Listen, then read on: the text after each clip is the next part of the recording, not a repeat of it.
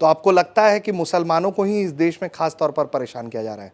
अभी बदत है भाई, अभी बदत है सर। परेशान तो आप भी हैं, और मैं समझता हूं यहां बैठे सभी लोग परेशान हैं।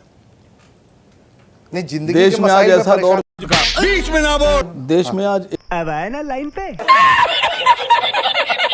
एक ऐसा दौर चल रहा है 14 के बाद से कि जितने कारोबारी हैं वो सब उधारी में हैं और जितने सर्विस क्लास हैं उनके सर पर एक तलवार लटकी है, क्या पता कब मंदी का दौर आ जाए और उनको नौकरी से निकाल दिया जाए। आई एम सॉरी बाबू। हम आपकी भी आवाज़ उठा रहे हैं सर, हम आपके लिए भी लड़ रहे हैं सर।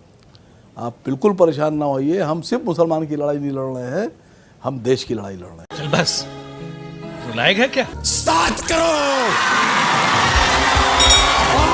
तो वक्फ की लड़ाई देश की लड़ाई है या धर्म की लड़ाई है? गजब आदमी है यार, कौन कहाँ चला है? बहुत अच्छा सवाल करा सर। चलो भाई देखो अब मैं क्या करता हूँ। वक्फ को आप लोग ये देखते हैं कि इतने लाख, इतने करोड़, इतने अरब की प्रॉपर्टी मुसलमानों के पास। छोटा सा सवाल है, क्या कभी किसी मंदिर को बेचा जा सकता है? क्या कभी किसी कब्रिस्तान को बेचा जा सकता है? क्या कभी किसी मस्जिद को या गिरजाघर को बेचा जा सकता है किसी बिल्डर के हाथ? शाबाश। जिस चीज को बेचा ही नहीं जा सकता है उसके बारे में कहना ये लाख करोड़ की है, ये 2 लाख करोड़ की है। जो चीज बिक्री के लिए नहीं है उसकी कोई वैल्यू नहीं है सर। भारत सरकार कह रही है इतने लाख की करोड़ की प्रॉपर्टी मुसलमानों के पास है। अगर कोई कब्रिस्तान है उसको ना तो बिल्डर को बेचा सकता है, ना घर बनाया जा सकता है, मस्जिद को बेचा नहीं जा सकता है, तो क्या वैल्यू है सर? और अगर आप इसी तरह से वैल्यू निकालते हैं तो भारत में कोई भी चर्च ऐसा नहीं होगा जिसके पास 10, 20, 25, 30 एकड़ की जमीन ना हो। यही नहीं, अभी और सुनिए। उस पर बात क्यों नहीं करते हैं सर? क्या वो आक्रांताओं ने नहीं बनाया है? क्या उन्होंने देश पे कब्जा नहीं किया था? लेकिन आप इस पे बात नहीं करेंगे क्योंकि ये सूट नहीं करता है आपको। जो सरकार को सूट करता है वो वक्फ नहीं है, जो सरकार को सूट करता है वो मुसलमान और उससे जुड़ी हर बात। क्योंकि मुसलमान सरकार बनाने में मदद कर रहा है। मुसलमान का नाम लेने से देश का दूसरा तबका यूनाइट हो रहा है, इसलिए आप मुसलमान की बात करते हैं, इसलिए आप चर्च की बात नहीं करते, इसलिए आप किसी मंदिर की जमीन की बात नहीं करते। चीटिंग करता है तू, चीटिंग चीटिंग चीटिंग करता है तू, हमेशा मेरे साथ चीटिंग करता है। तो चलिए शुरू करते हैं। नहीं वकार साहब, सवाल इसलिए है कि हिंदू समुदाय या क्रिश्चियन कम्युनिटी हो गई, किसी के पास वो प्रिविलेज नहीं है जो वक्फ बोर्ड के पास है। बस बहुत हो गया, आज तो इस बात का फैसला कल ही डालते हैं। वक्फ बोर्ड किसी जमीन पर दावा कर देगी कि ये जमीन उसकी है, तो अब वो सामने वाले की मुसीबत है कि उसे प्रूव करना पड़ेगा कि ये जमीन उसकी है। ये वक्फ बोर्ड को नहीं करना है। वक्फ बोर्ड के फैसलों को अभी तक हाई कोर्ट पे क्वेश्चन नहीं किया जा सकता था। तो मुझे ये जानना है वकार साहब कि आखिर क्यों देश का जब संविधान सबके लिए समान होना चाहिए, हक हकूक आपको सबके बराबर चाहिए, तो ये स्पेशल प्रिविलेज क्यों चाहिए? नहीं सारुण के यहाँ कुछ तो गड़बड़ है, जरूर कोई ना कोई गड़बड़। नहीं सर, बीजेपी की भाषा मत बोलिए आप बिल्कुल उस तरह बोल रहे हैं जैसे हमारे उत्तर प्रदेश के मुख्यमंत्री बोलते हैं। बीच में ना बोल। मतलब मुख्यमंत्री एक ओहदा है, बड़ा ओहदा है। सर बात सुनिए मेरी। हाँ प्लीज। आप वक्फ की बात कर रहे हैं, मैं आपसे एक सवाल पूछ रहा हूं सभी लोगों से, नजूल क्या है? व्हाट इज नजूल? नजूल की जमीन सुनी होगी? हाँ जी हाँ जी हाँ जी। मैं बता दूं आपसे क्या है, देश को जानना पड़ेगा, जानना चाहिए। क्या बात कर रहे हैं? जब अंग्रेजों का शासन यहां पर था तो अंग्रेजों के खिलाफ अगर कोई जमींदार, राजा, रजवाड़ा, नवाब, क्या कहना क्या चाह रहे हैं भाई आप? स्टेट अगर अंग्रेजों का विरोध करते थे, आज़ादी की लड़ाई में सहयोग करते थे, तो अंग्रेज उनकी सारी प्रॉपर्टी जब्त कर लेते थे और वो सरकारी प्रॉपर्टी होती तो उसको नजूल बोला जाता था। मतलब जिसने अंग्रेजों से लड़ाई लड़ी, देश की आज़ादी में योगदान दिया, उसकी ज़मीन जब्त हो गई। और उस वक्त बहुत से ऐसे राजे रजवाड़े थे माधव, ये आपके ज्योतिरादित्य सिंधिया के पूर्वज, ये अंग्रेजों के साथ थे सर। चल चल चल चल गाड़ी स्टार्ट कर। हम फर्स्ट हम फर्स्ट। बहुत से राजस्थान की स्टेट ऐसी थी जो अंग्रेजों के साथ थी। तो जब अंग्रेजों के साथ थे तो अंग्रेजों ने उनको खुश होकर उनकी स्टेट उनको उनके हवाले रखी। हैं? ये क्या हो गया? ये क्या सुन रहा हूँ मैं? अब आज़ाद हो गया देश। देश की आज़ादी के बाद जिनकी प्रॉपर्टीज अंग्रेजों ने जब्त की थी, क्या भारत सरकार को उनकी प्रॉपर्टी वापस नहीं करना चाहिए थी? तू समझा? हाँ। नहीं, तू समझा नहीं। और जिन लोगों ने अंग्रेजों का साथ दिया था, क्या उनकी प्रॉपर्टी जब्त नहीं होना चाहिए थी? मतलब जो अंग्रेजों से लड़ रहा है वो अंग्रेजों की नज़र में भी गुनाहगार, और जो देश आज़ाद होने के बाद भारत सरकार जब बन गई तब भी वो गुनाहगार। देखा आपने लापरवाही का नतीजा है। किस तरह का कानून ला रहे हैं आप लोग? अगर इस पे लड़ाई हम लड़ रहे हैं या हम इसकी आवाज़ उठा रहे हैं तो साहब हम भी गुनाहगार क्रांतिकारियों के साथ हैं या देशद्रोहियों के साथ, पहले आप ये तय करिए। ये फंस गया सीएम, इसे पार्टी की मीटिंग समझ के फंस गया। नहीं तो देखिए, सियासत का मसला एक तरफ है, जहां आप सियासी बयानबाजी करते हैं, आप पर भी बयानबाजी होती है और आप भी करते हैं, वो एक अलग कोर्ट है। आप कहाँ थे ज्ञानी बाबा? हम ये बस आपसे जानने की कोशिश कर रहे हैं कि क्यों नहीं वक्फ के फैसलों को हाई कोर्ट में चुनौती दिया जा सकता है। हम करते हैं प्रबंध, आप चिंता मत। ये अभी कानून नहीं आया है और उत्तर प्रदेश के माननीय मुख्यमंत्री जी ने 8 लाख एकड़ जमीन बता दिया कि ये सरकार की है। जनता माफ नहीं करेगी। जो चीज़ आप समझिए, मुसलमानों की प्रॉपर्टीज में, कब्रिस्तानों में आप कह रहे हैं हम गैर मुसलमान आदमी को, गैर मुसलमान व्यक्ति को ओहदा दे देंगे, लेकिन जब आप मंदिर की बात आती है या किसी मंदिर ट्रस्ट की बात आती है तो उसमें आप दलित तक को देने पर राजी नहीं है। क्या आप बनाएंगे? अगर आप हमारे किसी मस्जिद में, किसी कब्रिस्तान में किसी ब्राह्मण को या किसी ठाकुर को या किसी बनिया को या अग्रवाल को अगर आप अध्यक्ष बनाना चाहते हैं, अरे देवा, ये गड़बड़ है बाबा। मैं मांग कर रहा हूं मुसलमान को मत दीजिए। क्या आप बनाएंगे सोमनाथ के मंदिर में किसी दलित को? बोलिए, बनाएंगे? नहीं क्या तो, आप बनाएंगे महाकाल के मंदिर में किसी दलित को पुजारी? क्या नहीं तो ऐसा कुछ लिखित नहीं है ना कि नहीं बना सकते हैं। वाह बेटा, लगता है तुम गू खा के ही मानोगे। लिखित कुछ भी नहीं है। वक्फ तो काम आप वक्त में तो लिखित कर रहे हैं ना? बिल्कुल वक्त में तो लिखित कर रहे हैं आप। तो क्योंकि वक्त क्यों को लिखित लेकर कर रहे हैं? इतनी शिकायतें हैं नहीं सर। सर, बात समझिए, हमारी प्रॉपर्टी पे आप क्यों काबिज होना चाहते हैं? बात तो सही है। अपनी प्रॉपर्टी पे आप, हम एक लाइन में आपको बताएं वक्फ कानून है क्या? जो तुम्हारा है वो हम सब तुमसे छीन लेंगे और जो तुम्हारा हमारे पास है वो हम तुम्हें वापस नहीं करेंगे। ले पाओ तो ले लो। इसको कहते हैं वक्फ बिल। भारत का वक्फ बिल यही है। समझ रहे हो?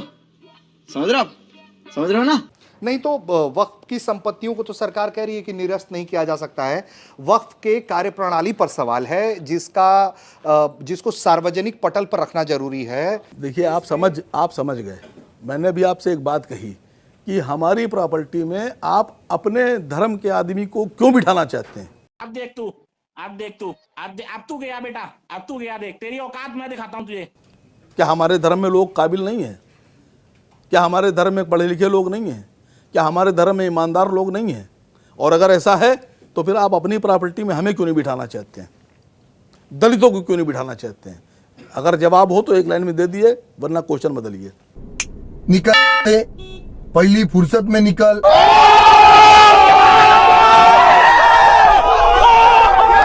देखिए, फिर मैं वहीं पर हूं, चूंकि ये मसला बहुत बड़ा है, ये बात आपको भी मालूम है। मैं बार बार यही जानना चाह रहा हूं कि क्या वक्फ संविधान से ऊपर है देश के, या एक देश एक संविधान की जब बात होती है तो उसमें वक्फ क्यों नहीं हो सकता है? क्यों नहीं वक्फ के फैसलों को चुनौती दी जा सकती है? कुछ भी वक्फ पारदर्शिता से काम क्यों नहीं कर सकती है? इस तरह के मसाइल पर आपको जवाब तो देना ही पड़ेगा ना, जब आप वक्फ की पैरोकारी कर रहे हैं, आप ये कह रहे हैं कि आपके धर्म का मामला है। तो मैं वही बार बार आपसे जानना चाह रहा हूं कि संविधान पहले या धर्म पहले? साले का खोपड़ी तोड़ साले का। तो रुको जरा, सबर करो। सर संविधान पहले, अभी आपने एक लाइन बोली कि एक देश एक संविधान क्यों नहीं हो सकता, बोला ना आपने। तो गोवा में अलग कानून क्यों है, मध्य प्रदेश में अलग कानून क्यों है, मणिपुर में अलग कानून क्यों है, मिजोरम में अलग कानून क्यों है, आसाम का कानून अलग क्यों है, उत्तराखंड का कानून अलग क्यों है। अगर कश्मीर में ज़मीन नहीं ले सकते थे तो ज़मीन आप चंडीगढ़ में भी नहीं ले सकते। आपकी औकात बता रहा हूँ सर, बुरा नहीं मानना सर। ज़रा मैं पूछ रहा हूँ गुप्ता जी से, मैं अपनी बात नहीं कर रहा हूँ, किसी गुप्ता जी से, किसी लाला जी से, किसी ठाकुर साहब से कहिए मणिपुर में ज़मीन लेके दिखाएं मुझे। सारा कानून आप हम पे ला देंगे, सारा कानून मुसलमान मानेंगे, और जब आपका नाम आएगा तो आप भाग जाएंगे। गजब बेइज्जती है। अगर एक देश एक संविधान की बात कर रहे हैं तो क्या मणिपुर देश में नहीं है, मिजोरम देश में नहीं है, असम देश में नहीं है, त्रिपुरा देश में नहीं है, अरुणाचल देश में नहीं है, उत्तराखंड ये देश में नहीं है, आपका हिमाचल देश में नहीं है। सारा कानून मुसलमानों पर। तुम्हें शर्म है? कुछ शर्म आया है? नहीं। तो जब आप सवाल आपके लिए पूछो तो आप जवाब नहीं देते। नहीं, तो ये आपको लगता है, आप लोगों को लग रहा है कि वक्फ पर इस तरह का संशोधन आपके धर्म पर हमला है? वक्फ पे संशोधन संविधान पे हमला है। बेशर्मो, शर्म करो, शर्म। तो संशोधन तो पहले भी होते रहे हैं। ये कांग्रेस जय संशोधन ने तो आप लोगों को बहुत प्रिविलेज दिया। जय संशोधन कीजिए। संशोधन ऐसा होना चाहिए सर। अभी एक किसान बिल लाए थे आप, अब गर्दा उड़ेगा भैया। पूरा देश का मीडिया, आप जैसे सभी सम्मानित पत्रकार सुबह से शाम तक और शाम से सुबह तक 24 घंटे एक ही काम कर रहे थे कि किसान बिल बहुत अच्छा है, किसानों को बहुत फायदा होगा, किसान तरक्की कर जाएगा, सारे किसान अंबानी बन जाएंगे। ऐसा नहीं हो सकता, कह दो कि ये झूठ है। और सब किसान कह रहे थे बिल हमको नहीं चाहिए। मतलब जिसके लिए आप बिल ला रहे हैं वो कह रहा हमको नहीं चाहिए, और जिसका किसानी से कोई वास्ता नहीं है वो कह रहा किसान बिल अच्छा। मुझसे एक साहब ने एक सवाल पूछा कि इस बिल को कैसे देखता है, किसान बिल को, तो बहुत कान खोल के सुनिएगा जवाब। तेरी दादागिरी निकाल दूंगा मैं। एक स्कूल में एक टीचर बच्चों को रोज पढ़ाती थी कि नेकी का काम करो, एक अच्छा काम करो, भगवान खुश होगा, ईश्वर खुश होगा।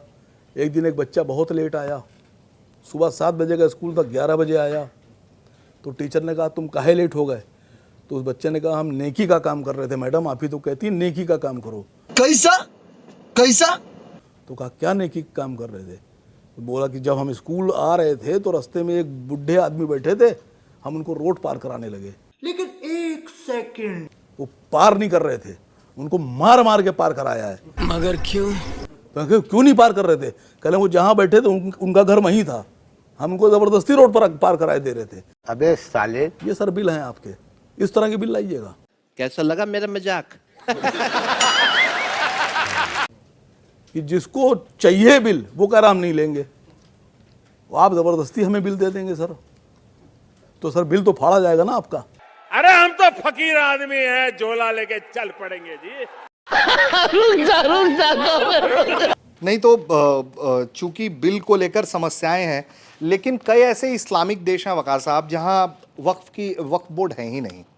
कुछ देशों के नाम मैं पढ़ दूं जिसमें तुर्की, लीबिया, मिस्र, Sudan, Lebanon, Syria, Jordan, Tunisia और इराक जैसे इस्लामिक देशों में वक्फ जैसा कोई बोर्ड नहीं है। इसके अलावा वक्फ भारत में जो है वो दुनिया की सबसे बड़ी वक्फ संपत्ति है, और इसके अलावा भारत में इससे ज़्यादा अगर प्रॉपर्टीज़ किसी के पास हैं तो वो सशस्त्र बलों और भारतीय रेलवे के पास है, उसके बाद वक्फ का नंबर आ जाता है। कोई बात नहीं, हम तो चूतिए हैं। तू आ गया क्या? तो सर जिसके पास जितनी प्रॉपर्टी होगी वो उसकी कहलाएगी ना, आप जबरदस्ती छीन लेंगे हमारी प्रॉपर्टी। तो इसका डिजिटलाइजेशन तो होना सीरिया ही से चाहिए। भारत का मुकाबला करेंगे आप? मैं वक्फ बोर्ड की मैं बात पूछ कर रहा हूं आपसे, मैं सीरियस- वक्फ बोर्ड की बात कर रहा हूं। नहीं, सीरिया का, सऊदी अरब का, दुबई का भारत से मुकाबला करेंगे? आप भारत का मुकाबला अमेरिका से क्यों नहीं करते हैं? बड़ा हरामी हो बेटा।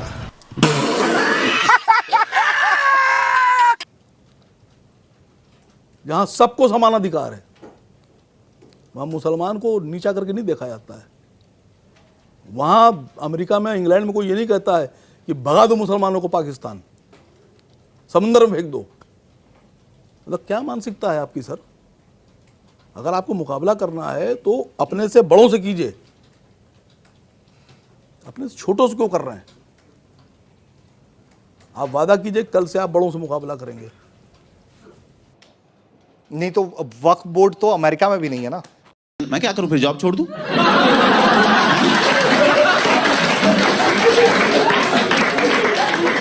ये फालतू बातें क्यों बता रहे हो मुझे? नहीं तो जरूरी है कि अगर अमेरिका में कोई चीज नहीं है तो वो यहां भी नहीं होगी। तो वक्फ के रिकॉर्ड्स डिजिटलाइज होने चाहिए, पारदर्शी होने चाहिए, ये मानते हैं आप लोग? हैं? फिर मैं आपसे कह रहा हूं, आप सरकार की भाषा बोल रहे हैं। सर्वे भी एक नहीं सवाल हुआ है, एक सवाल मेरा है हाँ जी। कि हमारी प्रॉपर्टी में आप क्यों आएंगे, आप क्यों मालिकाना हक लेंगे, आप क्यों अधिकार चाहते हैं? पारदर्शिता तो होनी ही चाहिए वकार है साहब, पारदर्शिता- इतनी ईमानदारी तो कम से कम। पारदर्शिता है। मैंने भी आपसे एक बात कही, हमें तुम्हारे लक्षण बिल्कुल ठीक नहीं लग रहे, तुमसे ना हो पाएगा। कि क्या जिनकी नजूल की प्रॉपर्टी जब्त हुई थी राजाओं की आज़ादी के पहले अंग्रेज़ों से लड़ने पर, क्या उनकी प्रॉपर्टी वापस होना चाहिए? आप कह देंगे हाँ होना चाहिए। तो फिर जिन्होंने अंग्रेज़ों का साथ दिया वो गद्दार हुए कि नहीं हुए? उनकी प्रॉपर्टी क्यों नहीं जब्त होना चाहिए?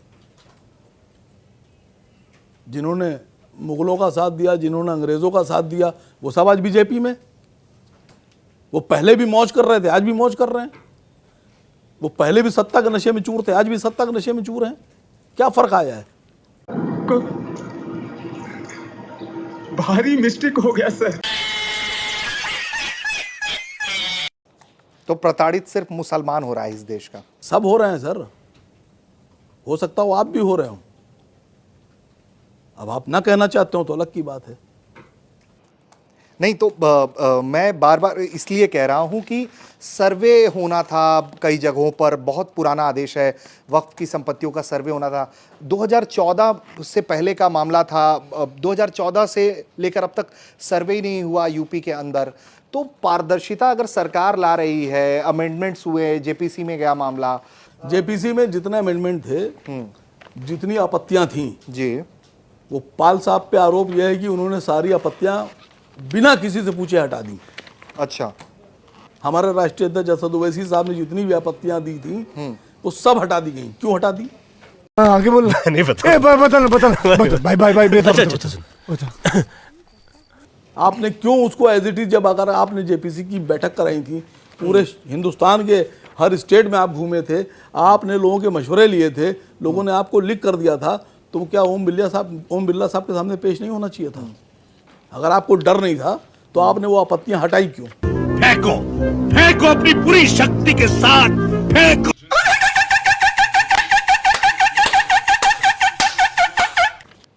नहीं तो बार बार मैं जो बात जानना चाह रहा हूं, चूंकि उसको बहुत हाईलाइट भी किया गया है और वक्फ के मसले पर जो आरोप लगे उस पर स्पष्टीकरण भी आया सामने। तो हम तो पक्ष और विपक्ष दोनों के बीच में खड़े हैं और हम जो हालात हैं उसको रिपोर्ट कर रहे हैं, उस पर बात कर रहे हैं। लेकिन बार बार जो सरकार है, चूंकि सरकार एक पक्ष है इसमें और आप लोग इसके खिलाफ में हैं, तो सरकार की तरफ से जो मोटे तौर पर आरोप लग रहे हैं वो उनका कहना है कि संवैधानिक वैधता जो है वो बहुत चुनौतीपूर्ण है। सरकार की तरफ से कहा गया है कि ये जो प्रावधान दिए गए हैं, एक तो उसका दुरुपयोग किया जाता है वक्फ के द्वारा, और ये उसमें कहा जा रहा है प्रावधानों, मैं पढ़कर बता दे रहा हूं जो आरोप है। अबे जल्दी बोल, कल सुबह पनवेल निकलना। कि राज्य वक्फ बोर्डों ने अधिनियम के कुछ प्रावधानों का दुरुपयोग भी किया, जिसमें समुदाय के बीच वैमनस्य और असंतोष पैदा हुआ। संपत्ति को वक्फ संपत्ति के रूप में अधिग्रहित करने और घोषित करने के लिए वक्फ अधिनियम की धारा 40 का व्यापक रूप से दुरुपयोग किया गया। इससे न केवल बड़ी संख्या में मुकदमेबाजी हुई, बल्कि समुदायों के बीच में वैमनस्य पैदा हो गया। वक्फ अधिनियम देश के केवल एक धर्म की धार्मिक संपत्तियों के लिए एक विशेष अधिनियम है, जबकि किसी अन्य धर्म के लिए ऐसा कोई कानून नहीं है। इसी सवाल को लेकर दिल्ली उच्च न्यायालय ने एक जनहित याचिका भी दायर हुई थी। हम मालूम है तेरे बाप को मत सिखा।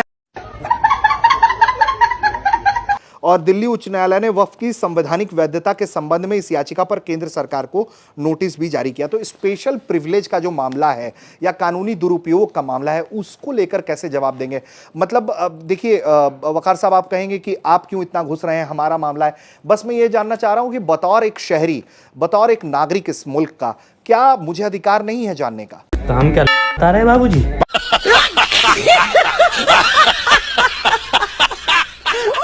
बिल्कुल जानिए, और मुझे तो लगता है कि आप सब जानते हैं। जितना हमें पता उससे दुगना आप जानते हैं। आपने भी कहा कि पक्ष और विपक्ष के बीच में आप खड़े हैं। ये सब दोगलापन है। मैं तेरा दोगलापन उतारता हूँ अब। सर हम विपक्ष हैं, आप सर पक्ष हैं। अगर आप विपक्ष होते, आप देश की आवाज़ उठाते, तो आप हमारी तरफ से एक तो सवाल पूछते।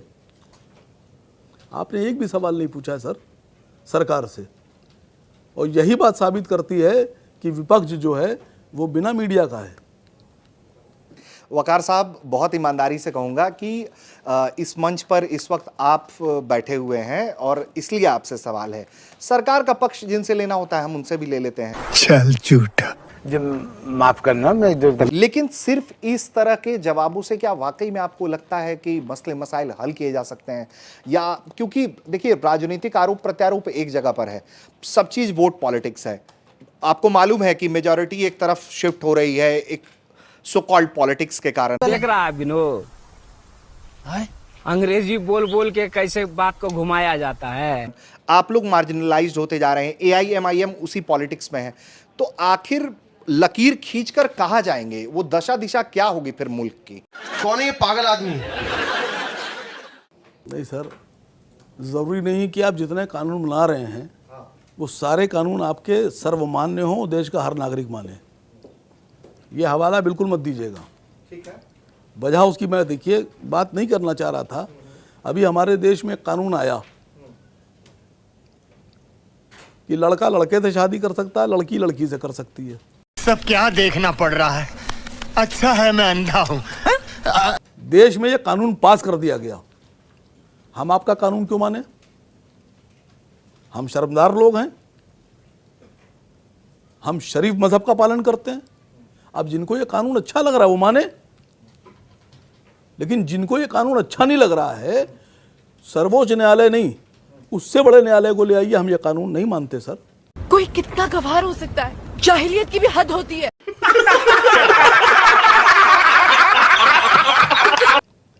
नहीं तो हुजूर आप ना माने, लेकिन अगर आप ही के धर्म से आप मानेंगे ये कानून सर? अरे आपको अच्छा लगता है? मैं ये कह रहा हूं कि जिसको करना होगा, ये बहुत इंडिविजुअल फ्रीडम है सर। विवाह हमेशा से इंडिविजुअल विषय, सामाजिक विषय नहीं है। सर अभी आपने सीरिया और सऊदी अरब का नाम लिया था। हाँ, वहाँ ये सब कानून जुर्म है सर, सजाए मौत हो जाती है। बेकार है भैया, मैं तो टूट गया मैं तो अब। तो चूंकि मैंने इसीलिए आपसे कहा कि भारत में रहते हैं, भारत की बात कीजिए। हमारे नहीं तो मैं भारत हमारे मसले मसाइल अलग हैं, हमारे कानून अलग हैं। बिल्कुल, हमारी देश की विविधता अलग है, हमारा कल्चर अलग है। यहाँ बहुत धर्मों के लोग रहते हैं। देखिए, छोटी सी बात है, हो सकता हो उसे आपके समझ में आ जाए, हो सकता हो आपकी समझ में ना आए। आप सुबह से शाम तक वक्फ बिल का फेवर करते रहिए और हम सुबह से शाम तक वक्फ बिल का विरोध करते रहेंगे। अगले मसले पर बढ़ते हैं। जी शुक्रिया। बड़ी जल्दी मान गए ये बात। फिर आप कहिएगा कि विवाद ही आपसे करना चाह रहा हूं। औरंगजेब, कब्र उखाड़ देने की बात हुई, फेंक देने की बात हुई। आपकी पार्टी का अपना तर्क है इस पूरे मामले पर। क्या लगता है, इस देश में पुरानी बातों पर विवाद होना चाहिए या जो आक्रांता थे उनको लेकर जो समीक्षा होनी चाहिए वो ठीक है, क्या स्टैंड लेते हैं आप लोग? बताता हूँ, पहले ये देखो। देखिए, सबसे पहली बात तो देश के मुसलमानों के पूर्वज मुगल नहीं हैं, मेरे पूर्वज भी मुगल नहीं हैं। अभी आपने एक बात कही कि क्या पुराने विवादों को उठाना चाहिए, ये तो सर आपके ऊपर है। सरकार में आप लोग बैठे हैं, तो सरकार जैसा चाहेगी हम उसके लिए तैयार हैं। आपने औरंगज़ेब का नाम लिया, आप तो शरीफ आदमी हैं, आपने तो खाली आक्रांता कहा है, बहुत से लोग तो लुटेरा कहते हैं।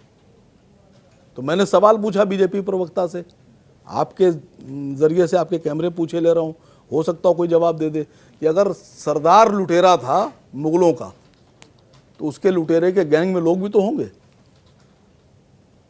उन गैंग के लोगों का नाम जानते हैं आप?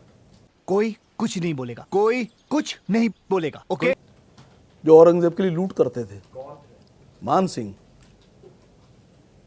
जय सिंह, जय सिंह सवाई के बेटे। सर, अगर मुगल खराब हैं तो मुगल के साथी अच्छे कैसे हैं? मैं पूछ रहा हूँ, मान सिंह के वंशज कहाँ हैं आज, किस पार्टी में? जवाब देंगे आप मुझे? सर मुझे बोले डोंट बी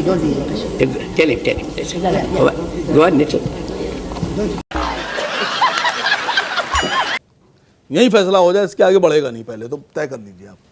नहीं, फैसला नहीं, देने गद्दारी और वफादारी यहीं तय होगी हुजूर, अब। फैसला देने वाला तो मैं कोई हूं ही नहीं। बस हवा निकल गई। मैंने आपको पहले भी कहा कि मैं उसी लकीर पर जवाब खड़ा तो दे सकते हैं सर। मान सिंह के, जय सिंह के वंशज कहाँ हैं आजकल, किस पार्टी में? मैं ये कह रहा, तो फिर उनका भी पक्ष है। आप जिनको लेकर ये कह रहे हैं उनका कहना है कि ये बिल्कुल निराधार आरोप है, इतिहास में ऐसा कुछ दर्ज नहीं है, जो उनका पक्ष है। झूठ पे झूठ, झूठ पे झूठ, तेरी माँ की।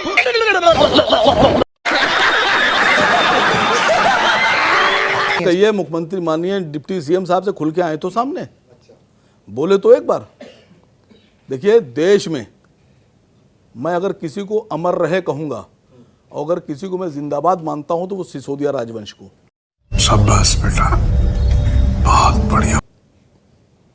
महाराणा प्रताप ने नाक नहीं टेकी, वो था देश का सपूत। महाराणा प्रताप ने जंग की, घास की रोटी खाई, लेकिन ना उन्होंने अपने लोगों को झुकने दिया, ना अपने वंश को झुकने दिया, ना अपनी जात को झुकने दिया, और ना मेवाड़ को झुकने दिया। क्या बात है, समझिएगा। लेकिन जिसकी वजह से महाराणा प्रताप को घास की रोटी खाना पड़ी, उसका नाम था मान सिंह। बहुत खुली खुली सी बात। मेरी मांग यह है कि दिल्ली में जो राजा मानसिंह रोड है उसका नाम बदल के महाराणा प्रताप रोड कर दीजिए। आएगा मजा खेल का, बहुत मजा आएगा। जो जयसिंह रोड है उसका नाम बदलकर महाराणा प्रताप रोड कर दीजिए, राणा सांगा कर दीजिए, पृथ्वीराज चौहान कर दीजिए। क्या दिक्कत है आपको?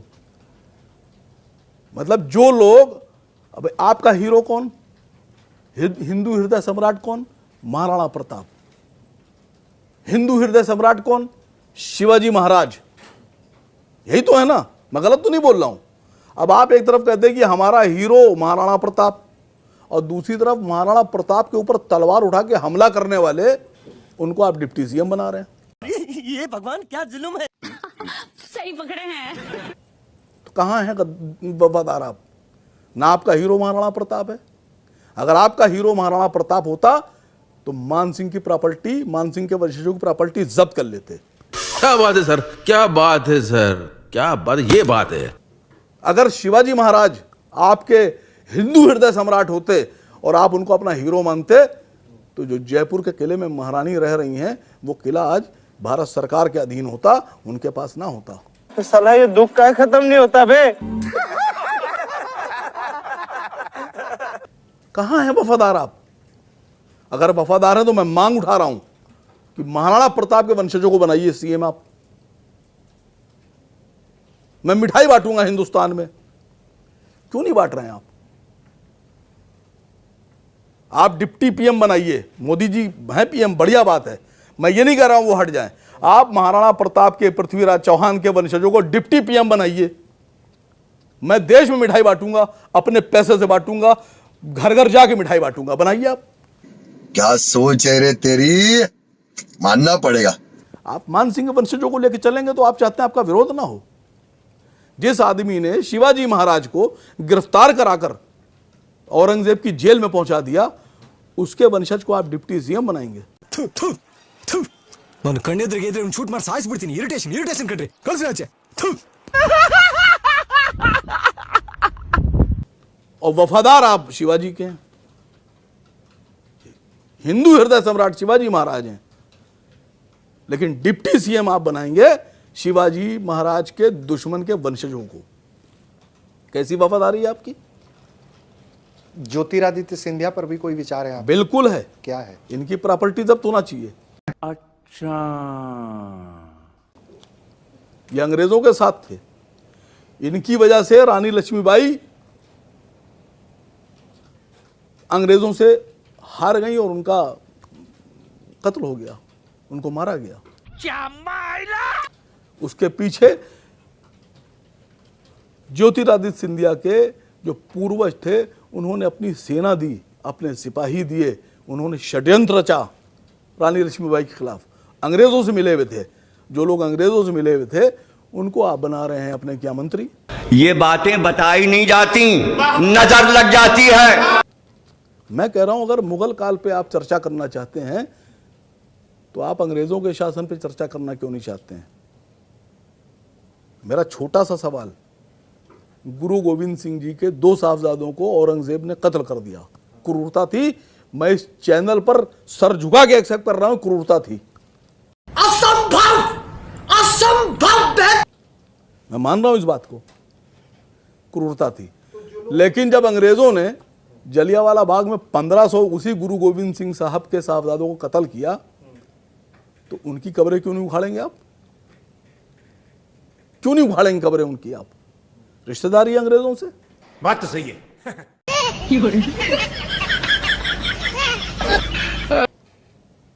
छोटा सा सवाल है, भगत सिंह को नाजायज तरीके से फांसी दी गई, गलत तरीके से फांसी दी गई, उनको उनकी हत्या की गई, मैं कहूंगा भगत सिंह की।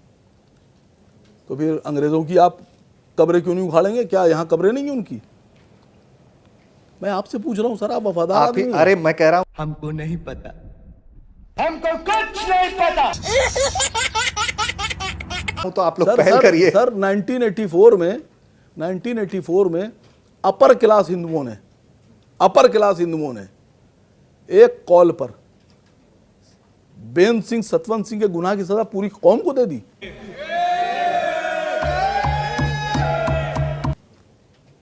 नस्लकुशी की गई, दिल्ली की सड़कों पर नरसंहार हुआ। क्या वो सरदार जो मारे गए, जिनको पगड़ियों में जिंदा जलाया गया बांधकर, क्या वो गुरु गोविंद सिंह साहब के बेटे नहीं थे? Good question, you are a good question. Aurangzeb ने तो बहुत क्रूरता की, 2 लोगों को 2 हत्याएं की, और यहां जो हजारों लोगों को, 10,000 लोगों की हत्या कर दी गई। इस पर बोलने पे आप तैयार नहीं है सर? क्यों बोलने पे तैयार नहीं है? अंग्रेजों पे क्यों बात नहीं करेंगे? आप पता है क्यों नहीं करेंगे? आप करें तो रासलीला, हम करें तो करेक्टर डीला। वजह जानते हैं आप? मैं वजह दे रहा हूं आपको। अंग्रेजों से इसलिए आप अंग्रेजों की सरकार पर, जो अंग्रेजों का कार्यकाल है उस पर इसलिए बात करना नहीं चाहते हैं कि जैसे ही आप उस पर बात शुरू करेंगे और आसिम वकार जैसे लोगों को बुलाएंगे, तो फिर अंग्रेजों के सरकार के दौरान उनके दलालों पर, उनके एजेंडों पर, उनके मुखबिरों पर भी बात करना पड़ेगी, उनके नाम भी खुलकर सामने आएंगे। कौन है ये लोग? कहां से आते हैं ये? जैसे आज मान सिंह और जयसिंह का नाम आ रहा है, फिर तो नाम आपको उजागर करना पड़ेंगे। पूरा देश बोलना शुरू कर देगा कि अंग्रेजों की मदद किसने की। कौन कहता था कि हमें आज़ाद भारत नहीं चाहिए? फिर आपको बताना पड़ेगा कि आज़ाद हिंद फौज के खिलाफ, सुभाष चंद्र बोस के खिलाफ कौन लोग थे जो कह रहे थे भारतीयों से कि अंग्रेजी फौज में भर्ती हो जाओ। अरे बाप रे, ये तो धोती खोल रहा है। कौन कह रहा था? आप सब पता है सर। आप एक बार अंग्रेजों बहस तो लेके आइए, खुल के बोलेंगे सर। अभी तो आप अंग्रेजों बहस ही नहीं कर रहे हैं। ठीक है, हम औरंगजेब पर ही हैं, कुछ और मसले हैं औरंगजेब। नहीं, क्यों औरंगजेब पे सवाल पूछ रहा हूं? क्योंकि क्या एजेंडा फिक्स है? कैसे कैसे लोग रहते हैं यार यहाँ पर। अगर आप वफादार हैं तो सब गद्दारों बात कीजिए। नहीं, बिल्कुल हम बात करेंगे वकार साहब, और इसीलिए आप कहां कर रहे हैं सर? आप काफिला, नहीं सर, आप हंस रहे हैं सिर्फ। काफिला आगे बढ़ने देंगे हुजूर। देखिए उस पे लिखिए, अंग्रेजों पे लिखा है कुछ? बिल्कुल, मैं अभी आऊंगा आपके पास। दिखाइए पलट कर। मैं बिल्कुल आपके पास सवाल लेकर आऊंगा। मैं ये कह रहा हूं, मुझे कैसे भी करके निकाल मेरे भाई, मैं फंस गया हूँ यहाँ। औरंगजेब को लेकर, तो इस देश में मुस्लिम समुदाय के बीच में ही औरंगजेब, मुगलों को लेकर एक सिंपैथी भी दिखती है। आप बिल्कुल, बेशक आपने कैमरे पर यह बात कहा है कि आप नहीं मानते, आप उसे आक्रांता, क्रूर कहते हैं कि और उसके खिलाफ जो हो रहा है होने दिया जाए, लेकिन मतलब मैं ये कह रहा हूं कि इस देश में ही मुस्लिम हैं जो उनके प्रति सिंपैथी रखते हैं। झूठ बोलो, बार बार झूठ बोलो, जो भी बोल सकते हैं सब झूठ बोलो। देखिए देखिए, सुनिए सुनिए सुनिए, मैंने अभी एक बात बोली थी कि हिंदुस्तान के मुसलमानों के पूर्वज मुगल नहीं है। हिंदुस्तान के मुसलमानों को पूर्वज जिना भी नहीं है। इस बात को मैं सख्ती से बोल रहा हूँ, एक बार फिर से बोल रहा हूँ कि हमारे और हमारी कौम के पूर्वज मुगल नहीं है। मेरे साथ अन्याय हुआ है, मेरे साथ अन्याय हुआ है। हमारे और हमारी कौम के पूर्वज जिना भी नहीं है। इस बात को आप समझने पे तैयार नहीं सर। मुगलों से आसिम वकार ने अपनी बहन बेटी नहीं ब्याई थी।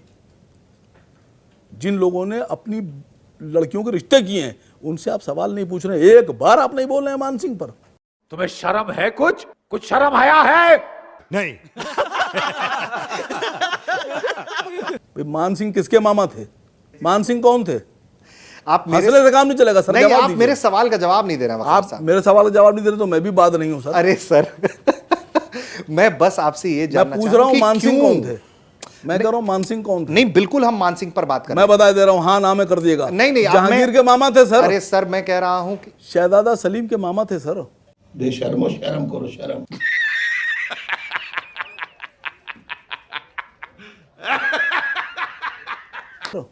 सगे मामा, सगे मामा, चचाजाद, फूफीजाद, मामूजाद नहीं थे। मान सिंह की सगी बहन अकबर की पत्नी थी। सवाल आप हमसे पूछ रहे हैं। नहीं, चूंकि रिश्तेदारी सर आपकी, आप हम आप उड़ाए दे रहे हैं सर। मेरी रिश्तेदारी नहीं है। नहीं, तो जाके पूछना सर, जिनकी रिश्तेदारी उनसे पूछिए जाकर। ठीक है, बिल्कुल पूछेंगे। गजब टूबीबाज आदमी। और इसका असर भी पड़ेगा कि जो गलत बयानी हो रही है उस पर भी असर पड़ेगा, जो भ्रम बांटे जा रहे हैं वो उस पर भी असर पड़ेगा। इसलिए मैंने आपसे ये सवाल पूछा कि आप अपने कौम के लोगों से क्या समझाइश करेंगे कि वो इस तरह से मुगलों को लेकर, औरंगजेब को लेकर इतना महिमा मंडन ना करे, उसे महान ना देखने की। बहुत तेज हो रहा है, बहुत तेज हो रहा। आपका पूरा नाम क्या है सर? ऋषि राज सर। ऋषि राज जी। बीरबल कौन थे? मेरे सवाल पर आप सवाल दाग दे रहे हैं हुजूर। मैं आपसे तानसेन कौन थे? मिश्रा जी थे। बीरबल जी ब्राह्मण थे देश के। सर टोडरमल जी कौन थे? हमारे खानदान का एक आदमी निकालिए उसमें से। आपकी औकात बता रहा हूँ सर, बुरा नहीं मानना सर। मैं सैयद हूं सर। आप सवाल सब समझ रहे हैं सर। मैं कह रहा हूं आप अपने मामा पे बोलिए, आप बोल नहीं रहे। आप मेरे मामा पे बोल रहे हैं। ये तो गलत बात है सर। नाजायज काम कर रहे हैं आप मेरे साथ। ठीक, हक तलफी कर रहे हैं सर आप मेरे साथ। देखिए देश के मुद्दे बहुत हैं। देश के मुद्दे पता है आपको क्या है? क्या है मुद्दे, बताइए। खाने को चने नहीं, पिछवाड़ा मांगे जायफल, तनख्वाह 550, कंधे पे टांगे राइफल। जनता माफ नहीं करेगी। गंदी नाली के कीड़े। 2 रुपए की गोली 200 रुपए की बिक रही है, टैबलेट मेडिसिन की। कौन सी बिक रही है? 2 की 200? सब टैबलेट आप रिसर्च कीजिए, आप स्टिंग कराइए। गरीबों से दवा दूर कर दी गई। 70% कमीशन डॉक्टरों का दिया जा रहा है जांच पर। तो वो तो कह रहे हैं कि जन औषधि केंद्र खोल दी। कैसा कैसा? जन औषधि केंद्र की दवा इस लायक है जो ली जाए? जन औषधि केंद्र से कुछ नहीं होगा। अगर लगाम लगाना है तो जो डॉक्टर साहब पर्चे पे लिखते हैं ना उस पे लगाइए। जो डॉक्टर साहब पर्चे पे लिख रहे हैं उस पे लगाइए। बाप को भेज, तेरे बस की बात नहीं। हर डॉक्टर अपना खुद दवा का रेट बना रहा है, इतने की दवा बिकेगी। अगर भारत सरकार वाकई काम करना चाहती है मेडिसिन पर, तो भारत सरकार एक पैमाना तय करे। कौन सा साल्ट कितने पैसे का बिकेगा और इससे ऊपर नहीं बिकेगा। डॉक्टरों की फीस पर लगाम लगाइए सर। जो अवैध तरीके से, नाजायज़ तरीके से कमीशन खोरी हो रही है पैथोलॉजीज़ में, इस पर लगाइए लगाम सर। 2000 रुपये की जांच, 2000 की जांच में 1600 रुपये कमीशन डॉक्टर साहब का। आपको पता होगा सर, आपको, आप देश के नागरिक हैं, सम्रान नागरिक हैं, आप जागरूक हैं। अरे बस कर। धंधा बंद करवाएगा क्या? बिल्कुल पता होगा आपको, लेकिन सर आप क्योंकि पत्रकार हैं, आपका तो डिस्काउंट हो जाता होगा, मेरा तो होता भी नहीं है सर। नेताओं से ज्यादा किसको डिस्काउंट मिला है इस देश में? छलना चूतिए।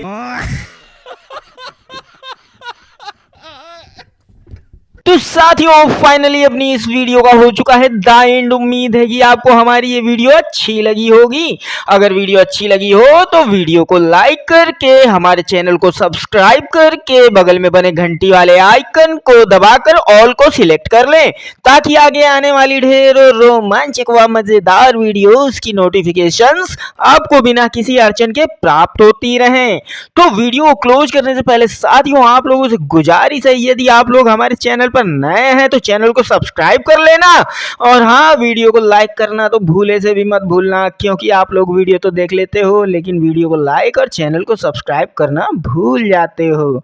तो साथियों जल्दी से जल्दी अभी के अभी लाइक और सब्सक्राइब भी कर लो यार, क्या जाता है आपका, इस पे पैसे थोड़ी ना पड़ते हैं। तो साथियों अभी के लिए इतना ही, मिलूंगा नेक्स्ट वीडियो में, तब तक के खातिर स्वस्थ रहो, मस्त रहो और जहां भी रहो सबसे आगे और फर्स्ट रहो। टिंग टोंग।